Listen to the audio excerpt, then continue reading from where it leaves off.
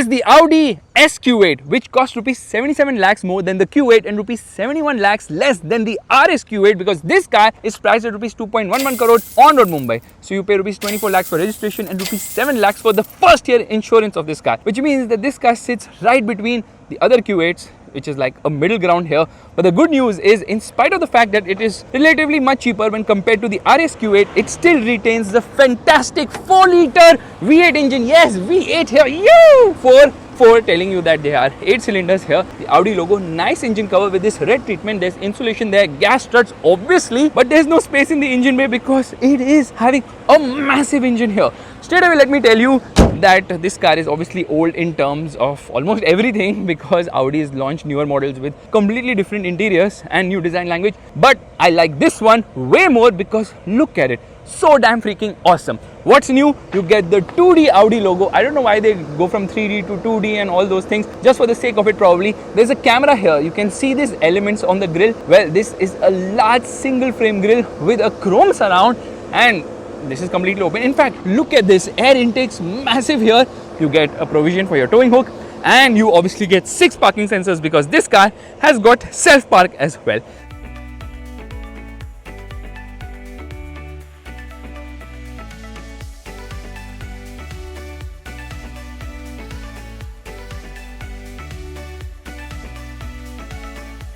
The thing is, this car obviously is a CBU. That's the reason it has got ADAS as well. So there's a camera there for lane keep assist, there's a rain sensor there as well. And because this is an Audi, it obviously has dynamic swipe indicators, something which obviously Audi has pioneered. There are no front fog lamps. However, it gets headlight washers, a very unique feature which I think only Audi is retaining these days.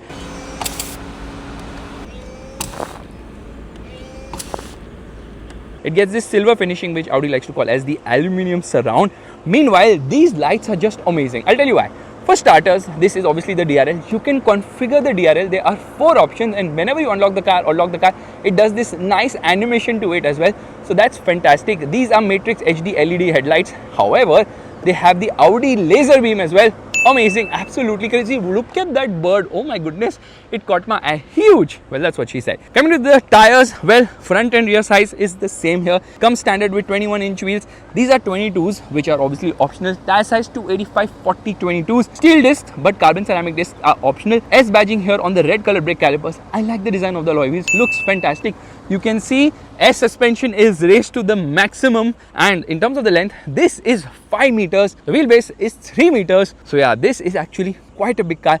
But because this has a sloping roofline, it is sort of a coupe design here. Looks absolutely gorgeous. What a car. 8 exterior color options, 5 interior color options, and at night it also projects something from here. No, it doesn't project. It has this light on the door handles, but it projects S from the outside rear view mirrors. There's obviously a camera here. No, it doesn't project it from the outside rear view mirrors. It projects it from somewhere here. Yeah, there's some projection coming out from there below the door. There's a reflector treatment here. It says Audi SQ8 TFSI Quattro right there, and this car doesn't seem to be E20 compliant because it says E5 and E10. Fuel obviously goes in here, and it will require a lot of fuel as well. Coming to the rear of the car, well, it has the connected light treatment with OLEDs, yeah, OLEDs, which is amazing.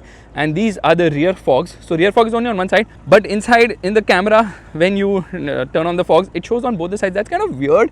Anyways, dynamic swipe indicators, and it has the 2D Audi logo here. There's a camera here with a spray as well.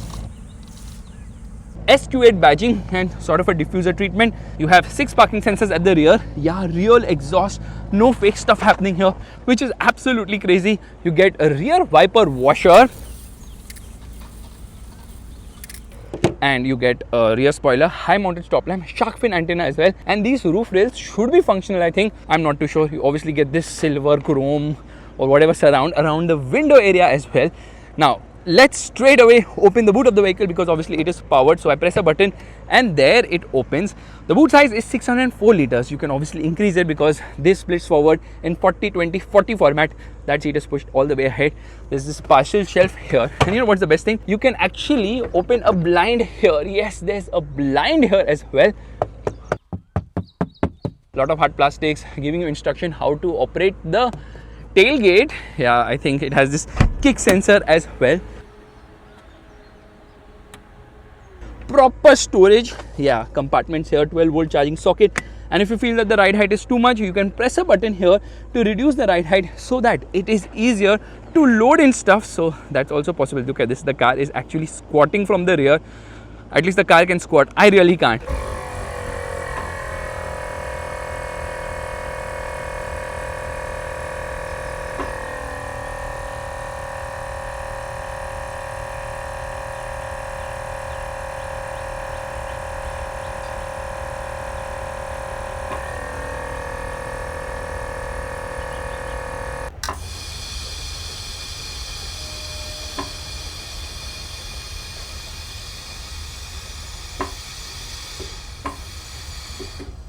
Anyways, the first aid kit has been placed here. There's a light there, and this is, I think, sort of a partition which you can put. This is a German car, this is not a British car. Why does it even need this? Anyways, below here you do not get a spare wheel. No.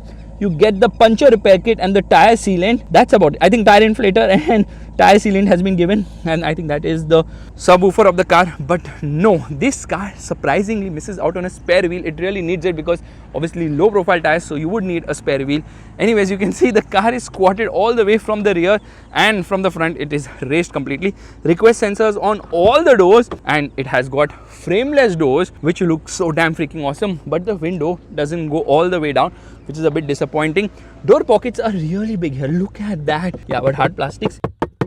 It gets ashtrays at the rear. Ashtrays, are you crazy? And you can actually operate both the windows from either side. That's quite nice. So there, let me close the sunblind. I'm going to close the sunblind here actually. So electric sunblind, which is actually a crazy feature because the Urus does not get this feature. Can you believe it? Now, seat has a slight recline angle. So yeah, not much, but you can recline it slightly, but still the seat is a bit too upright.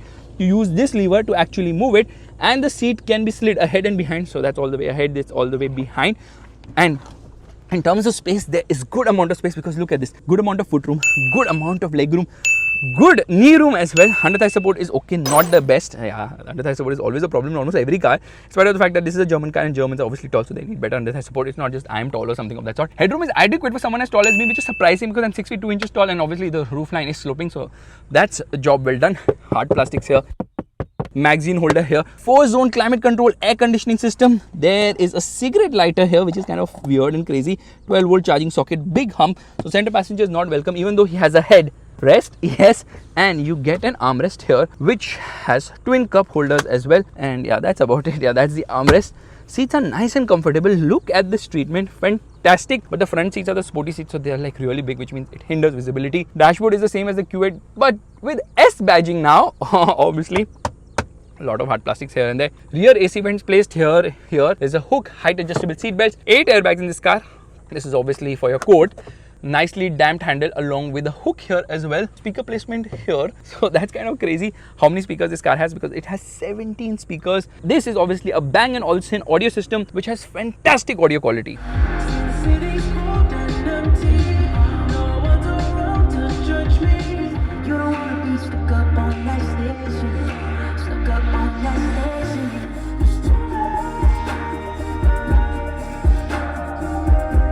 So that was 730 watt of output. However, you can pay more to get 23 speakers and more output as well. Yeah, optional kit plenty in this car.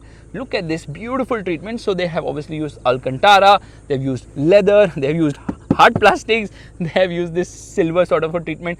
So mix of match of a lot of things here, which is fantastic. But the rear seat experience is actually quite impressive. I really like it. And the dashboard, even though it is old, it still looks better than the latest Audi cars, is personally something I believe in. Anyways, let me take this key. I think they should change the key now. Unlock the car, lock the car, open the boot of the vehicle. But yeah, this key needs to be changed because it feels so kind of old and not very impressive for something this powerful and this impressive and this costly as well. Soft close door function, which Audi likes to call as the power latching doors. So with power, the doors, they get latched back. That's how they actually call it. But anyways, what a beautiful looking car. I honestly feel old is gold because yes, this is based on the Q7. The Q7 has been on sale for almost 11-12 years now. Yet this car looks so damn freaking awesome. I am so impressed by it. Obviously, when you open the door of the vehicle, the seat moves ahead and behind. That's the welcome function in the car. This thing actually illuminates. So this says S badging here, but this thing illuminates. Big door pockets at the front as well. Speaker placement here. This is to open the boot of the vehicle.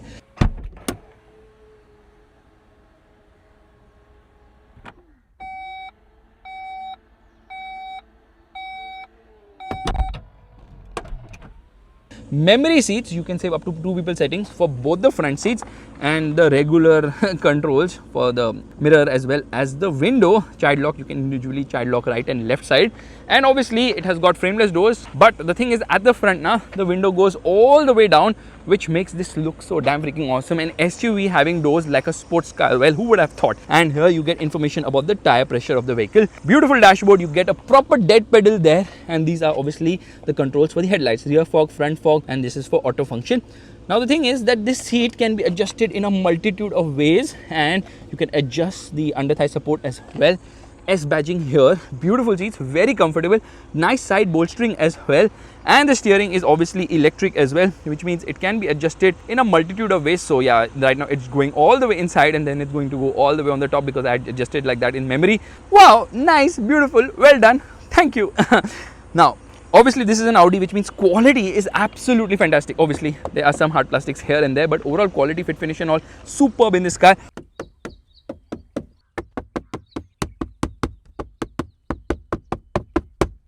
Because the interior is absolutely lovely. I mean, Audi is the one who has pioneered 3 screens. They were the ones who bought 3 screens the first, because there are 2 screens here.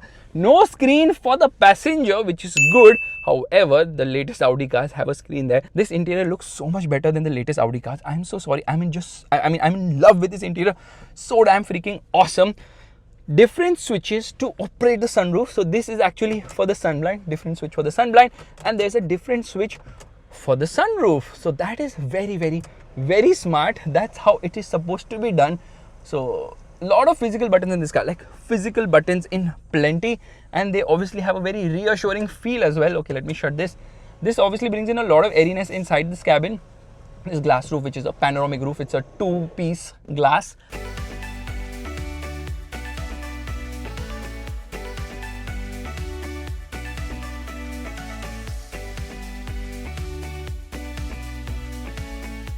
And this glove box is also lockable, which is actually quite big. Yeah, that's what she said, and has this beautiful lining as well. This is the manual of the vehicle, which obviously happens to be huge. How big is this? The owner's manual is like 300-400 pages. You know what? I genuinely did not have to prepare to make a video on this car, because this car is so old. I know almost everything about it. There's a pen holder here, quattro written right there, just in case the passenger panics when you try to push it hard, thinking that, oh my god, you will oversteer. No. Audi is like, we have your back with quattro. This is a piano black finish. This obviously is the silver sort of a finish, or the aluminium finish like Audi likes to call it. Soft materials here on the top, because there's obviously leather plastered on the dashboard, but hard plastics are there lower down, which is usually the case. Steering is so damn freaking awesome. I love this steering wheel. Flat bottom treatment, S badging here, and this thing does not slide ahead or behind. However, there's a wireless charging pad. There are 2 USB-C charging sockets here, and this is a Volkswagen cable. Don't know how, I know where I got it from. I got it in South Africa when I had gone for the Polo drive, the birthday celebration of Polo. Here you have got some storage space. You know what, there's a proper place to keep your key, like that. Even the Urus has a proper place to keep the key. And twin cup holder, cigarette lighter at the front as well. Come on, Mukesh cannot drive this car. I'm not talking about Ambani. Electric parking brake, auto hold, proper gear selector, not something here which has become the new norm in Audi cars. This is so damn freaking nice to operate, and with this leather, oh my god, I absolutely love it. Lot of physical buttons, a proper volume controller here, and this is for the camera, parking sensors. This is for ADAS. Yeah, it has got ADAS, and a lot more physical buttons here, which is absolutely so damn freaking cool. I love it. This is for the cruise control system, and there's a button here which is obviously to adjust the steering wheel's height, or you can adjust it for both reach and rake. But what are these plastic paddles? It should have had metal paddles. This is obviously the control for the indicator. That is for the wipers, automatic headlights, automatic wipers, and there's a heads up display which is optional. This is auto dimming. This has a mirror along with the light, and it obviously extends as well, which is nice. Even the driver has a handle to hold on to, which is kind of cool, and their light placement here on the top, just touch to activate it. So let's come to the screens of the car. This is a 12.3-inch screen, which is known as the virtual cockpit. Absolutely cool. Every time you turn on and off the vehicle, obviously it has this animation. So here, let me turn it on. Yeah, there it obviously does this full swipe up, and the welcome sound, which also comes in the Urus, by the way. That's how much Audi is the Lambo. And This obviously has the hockey stick one, which you can change, and I can get into view and I can change it to the full map view. I can make changes here to see different information as well, driver assistant, all those things. However, in order to change the cluster mode, I have to do it through this particular screen, which is kind of baffling. Like, who will go inside this and then make changes here? So I make it sport right now, so that is a different type of cluster mode with different views as well.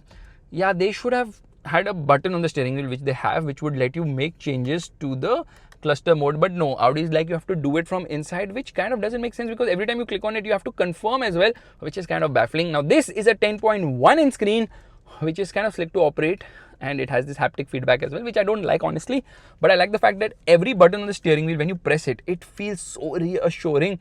So obviously this is to go through this particular screen. All these are for the cluster. This is for the audio system. There's a voice command as well, and start button, you can program the horn. Horn is really nice as well. Now, coming to these screens, this is an 8.6 inch screen, which is for the climate control air conditioning system. So here you can operate the climate control air conditioning. This is for seat ventilation. This is for seat heating, which is again very easy to operate, but has a touch sort of a thing to it, which I think you can turn off. 4-zone climate control air conditioning. Air conditioning is an absolute chiller. I can turn on and off the heads up display from here, which gets me to the heads up display menu. In fact, if I press the AC button here, this button, I can come into the AC menu, and you know what? It has an ionizer. It has a in-car perfume as well. Yes, you can actually decide how you, oh my god, I can smell the perfume. So winter, summer, you can decide how you want the intensity to be. There are 4 intensity levels as well. Very, very, very, very, very, very cool. I love it. So yeah, temperature control here. Then you can come into the self park function here and then decide how you want the car to park. Okay, you have to press the P button. This is the P button. I keep it pressed, and there the steering is moving. So yeah, self park works fantastically well. This is then exit parking. It's over right now. The parking is over. Beautiful, really nice. Old school is actually good. So you can come into the setting here and make a lot of changes. For starters, let me come out of virtual cockpit here. Yeah, easy to browse. Not too many widgets like usually is the case these days, because it becomes really very, very, very, very confusing to operate with way too many widgets. Yeah, so again, it has got inbuilt navigation, it has got Apple CarPlay and Android Auto connectivity. So yeah, this is the screen. Very beautifully done. It's not too big, it's not too small, it's just the right size screen. Let's come into reverse. So this is the reverse parking camera, and then I can come into the 3D view, and I can just like turn it around like this. That's how slick it is to operate, and there are multiple camera views. So here I can change the camera view. In fact, when I come into the rear camera view, no, that's not the rear, no, this is the rear camera view. There it actually moves the camera with software. That also happens. And then there's a top view, there's a front view. Again, it moves the camera with software, and then I have a different front view as well, a wider front view. And then here I can obviously make changes to a lot of things. Okay, audio turned on its own. Now if I want to get into drive mode, I press this button, and then I can obviously alter the drive modes, and I can also alter the ride height from here. However, where is the ambient lighting? I have to come into lights and vision, and there is background lighting, and it's so cumbersome because obviously there are a few, I think 6 or 7 predefined colors. Right, that's okay, but the big problem is if I want to configure it individually, then I have to decide whether I want to go into surfaces or I want to go into contours, and then I come into colors. There are 30 colors, not 64 colors. So yes, it can get a bit cumbersome to operate the ambient lighting. This could have been done much better, but unfortunately it has not been done that well.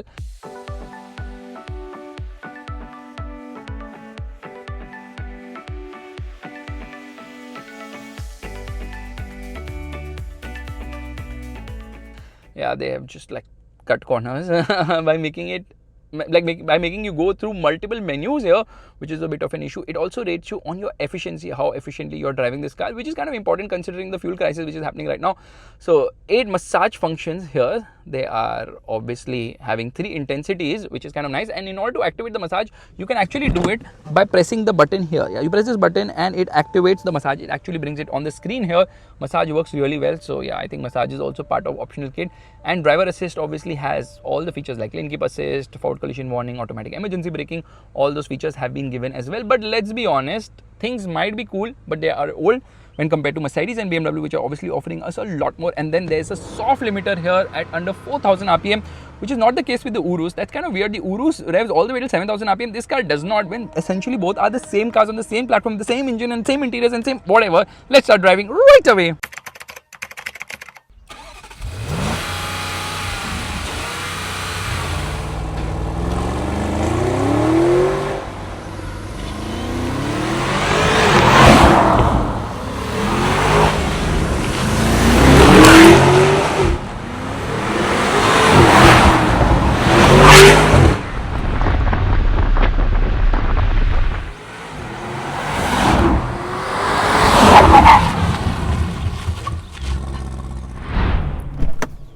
All right, let's start driving.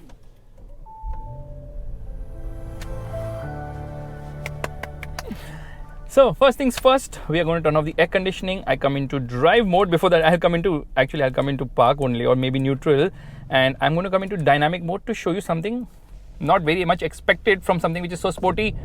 Soft limiter at under 4000 RPM. Come on, that could be better. And now I'm going to change the drive mode into comfort. Yeah, they should have had a rotary dial because it's a bit cumbersome to operate this start stop turns of the car.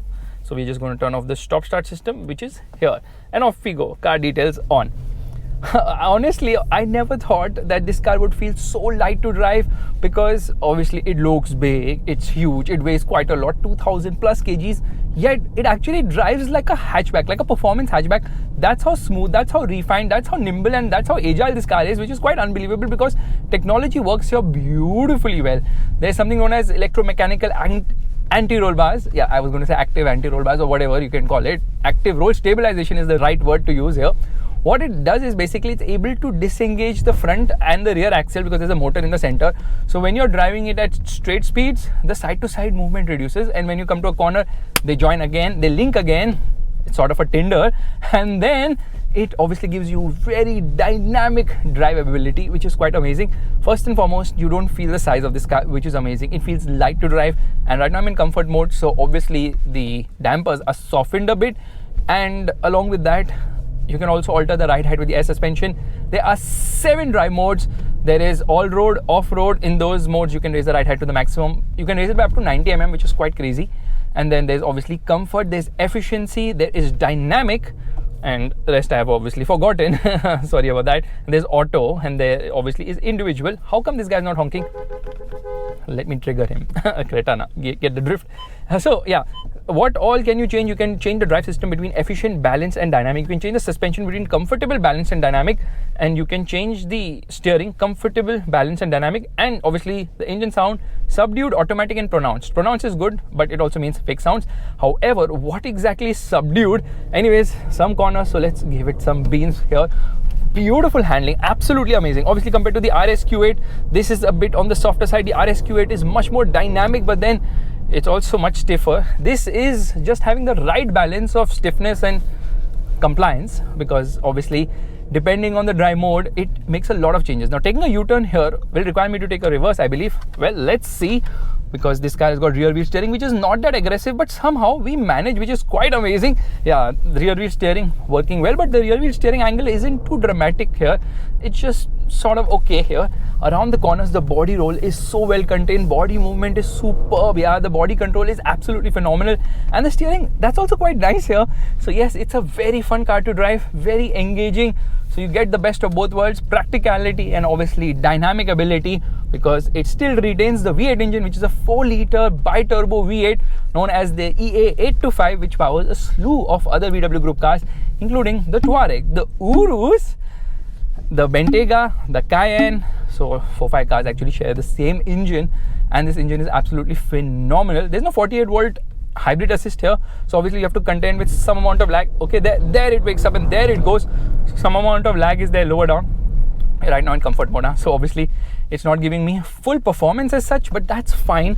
It's quite hot as such. Let's just use the wipers, put in some spray on the windscreen, hoping to cool things down. It's not going to help at all in any way whatsoever.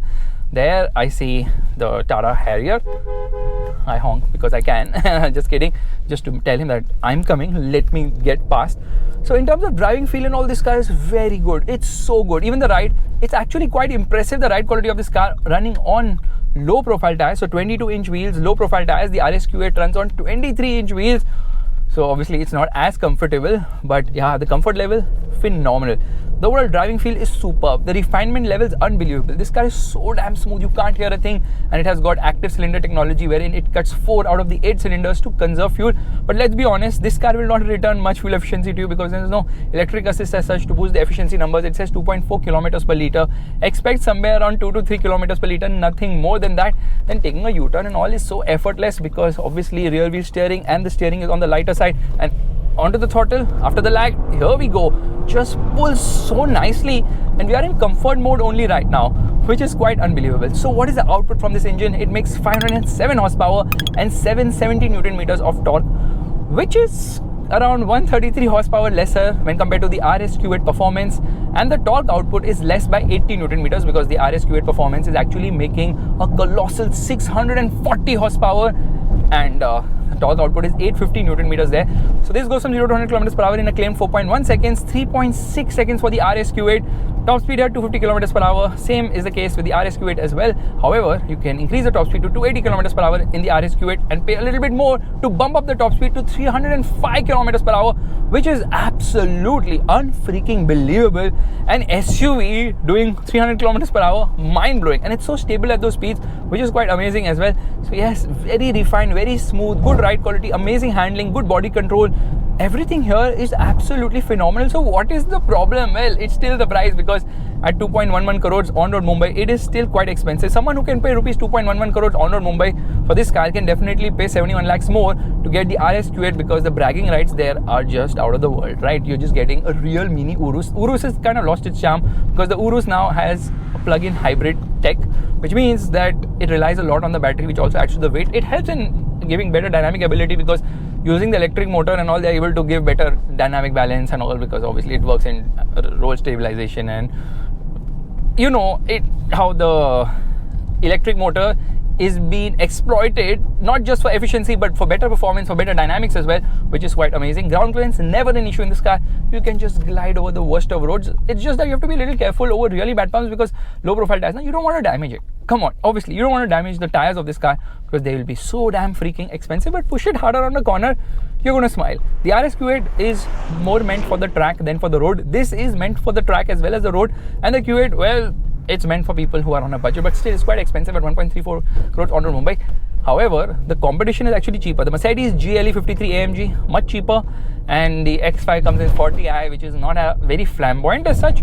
So we need better variants from both Mercedes and BMW to be able to compete with the SQ8, because this SQ8 is absolutely crazy. Okay, lane keep assist, what are you doing? You want to drive the car? Why don't you vlog as well? Anyways, let's stop here. Now is the time for the moment of truth, which means first things first, we come into dynamic mode, which is obviously the best mode here. Obviously ride height will decrease to the minimum so that there's better dynamic ability, and we're going to turn off traction control system. So I keep this button pressed, like press it once, it obviously goes into sport. I keep it pressed, it turns off completely, not that it's going to make any change whatsoever. Left foot on the brake, right foot on the accelerator into drive mode, revving the motor. Launch control is not working, or I don't know how it works, and off we go. That's 0 to 100 kilometers per hour in 4.16 seconds, which is actually faster than Audi's claim, sort of. Not really. Audi also says 4.1. I also did 4.1. But anyways, let's launch the car again. Now there's a trick to launch it. With launch control, obviously it would be faster, but I don't know if it's active or not. So I'm just going to come into ESC Sport here and just notice this minimum and a maximum boost. Okay, left foot on the brake, right foot on the accelerator. Here I am going to rev the motor. When I rev it, generating boost, maximum, and off we go. Upshifts at around 6,500 RPM, giving you a proper kickback. 4.2 seconds to go from 0 to 100 kilometers per hour. So yeah, consistent performance. It's very fast, very fast. So it obviously has quattro all-wheel drive. That's the reason, even with the traction control off, no problem in terms of putting all that power down. It obviously has the sport differential, which ensures that it's able to channel all that power very nicely and smoothly as well. Get into the throttle, the response might have a lag depending on which RPM you are at, because obviously lower down the rev range, obviously there's some amount of lag, but mid-range is really nice, and top end is also very sweet. It pulls hard and fast. You have an 8-speed automatic gearbox with paddle shifters. Gearbox is also fast with shifts. Yeah, revving up to 7,000 RPM when you come into manual mode. The exhaust is also nice and loud. In fact, it has these pops, it has these cracks, it has all those as well, giving you a very engaging drive experience, pure raw sound here, which is actually quite amazing. And then I'm going to just make changes here to the cluster mode, for which it's a bit cumbersome. On the steering, I should have been able to press a button and make changes, but no, that doesn't happen here. There you have the full map view as well, which is also quite cool. The way it works is actually better than newer cars, because firstly it's so clear, no unnecessary gimmicks, just the right one, just so damn freaking sweetly done cluster. I love it. I don't know what's wrong with me, but I'm liking old things more than newer ones.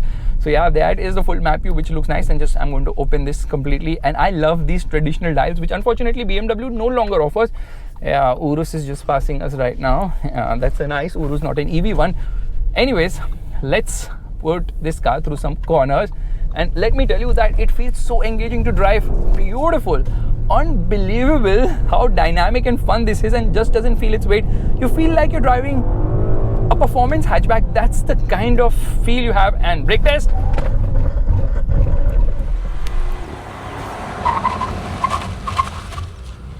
Super brakes, very nice. A bit of sound from the tires obviously, and off we go.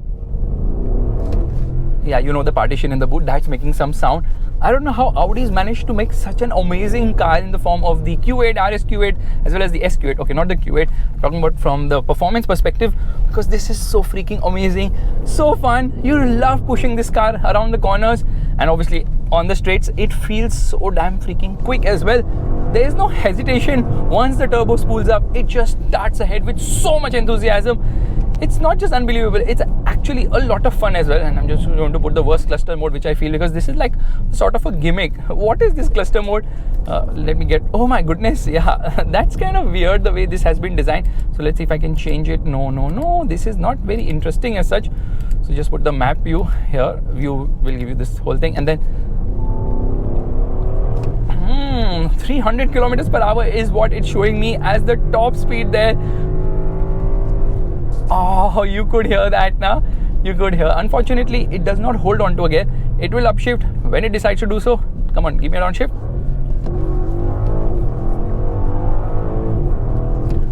Fast and furious. Beautiful car. Honestly, one of the most underrated cars I've driven lately. The SQ8 and obviously the RSQ8. Both these cars deserve to sell in a lot better numbers because they offer crazy performance. I'm glad at least Audi is offering us these options in India, because we don't have the GLE 63 or the GLS 63 or the GLC 63 AMG, and obviously BMW doesn't give us 50i's in India with their X3s or the X5s and all those cars. So at least Audi is looking forward to pampering the SUV enthusiasts in the country by giving us such great options like this one, the SQ8.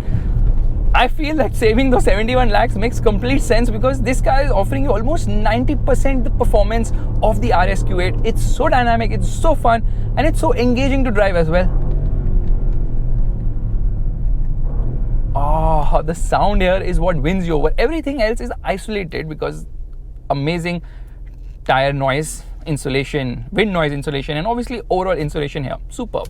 Right now it's so hot now because I'm shooting at like 2:30, which is crazy. So obviously camera's getting heated up, so I'm turning on the air conditioning at full blast. I'm just going to put the sport cluster mode because I think that looks so damn freaking cool. In fact, I can actually go and configure stuff here how I want to see things. Well, let's just shut this. I've programmed this one to show me the camera. Yeah, that's the front side camera view. And straight away we come into car, and then I come into the car details, and then we reset this as well. And now is the time to not do anything, just trundle along smoothly, because this is a car you can actually drive very smoothly as well. You don't have to push it hard all the time. Come into comfort or efficiency mode and you can just get the job done. The funny thing is they have an efficiency mode. Usually cars of these kinds don't have an efficiency mode, because that's like, what? V8 in efficiency? Not really needed, right? So that's that. So now I'm just going to turn off the AC and give it full blast, and I'm going to shut my freaking mouth, because obviously you guys deserve to hear the sound of this engine. It could have been louder, but then with all the new regulations, it's softened up a bit, so it's not as loud as it should be. And you can see I've turned on the navigation, so that's what it's showing me even in the heads-up display, which is very crystal clear as such, even in this bright sunlight. So here, turn off the air conditioning, left foot on the brake, right foot on the accelerator, revving the motor, and off we go. 0 to 100 kilometers per hour in 4.2 seconds. How consistent, considering the level of heat right now. I think it's almost 40 degrees temperature and a lot of dust on the road and other factors at play. This car is offering great consistent performance, because trust me on it, a V8 engine heats a lot. You park the car right now and you open the door, you will feel the heat coming out from the underbody. That's the level of heat on offer. And because this car has such wide tires, grip levels here are also absolutely phenomenal. So as I see it, I think the SQ8 is a phenomenal car. Yes, it is expensive, but it gives you bang for your buck with great performance. These are sort of the last of the V8s, at least last of the pure V8s, because you know, all these cars are going to get an electric motor which is going to add weight, which is going to interrupt the power flow, because here the turbo lag is actually the silence before the storm. With an electric assist, there is no storm because there's linear pull all throughout. Here, once the turbo spools up, you know something special is going to happen, and that is obviously the pull. The gearbox is so rapid and so furious that it pushes you back into the seat. You can feel sort of the car jumping every time it shifts. That's the level of thrust it offers. I'm in love yet again after driving the RSQ8 a few months back probably. I just can't get over the Q8 in its sportier form with a V8 engine, because a V8 is a V8 is a V8. Thank you so much for watching. If you like this video, make sure to give the thumbs up, that's the like button, and don't forget to subscribe to the channel. I will see you guys in the next video real soon. Bye bye. See, camera will not work. Pressing this button, no, this is restricted to speed. Oh, so sad. By the way, forgot to tell you one very nice sweet thing which you can enjoy for the next few days or years or months or whatever, because brands are just ruining that fun as well, wherein you can slot the gear lever to the left, Triptronic function, and make shifts from here.